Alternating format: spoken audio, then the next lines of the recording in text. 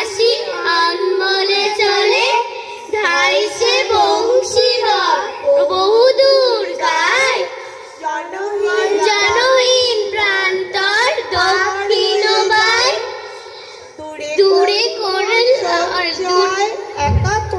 ছেলে বংশী ধ্বনি শুনে ভাবে চোখ মেলে, যেন কেন যাত্রী সে রাত্রি অগাধ। জ্যোৎস্না সমুদ্রে তরি যেন চাঁদ, চলে যায় চাঁদের চড়ে সারা রাত ধরি।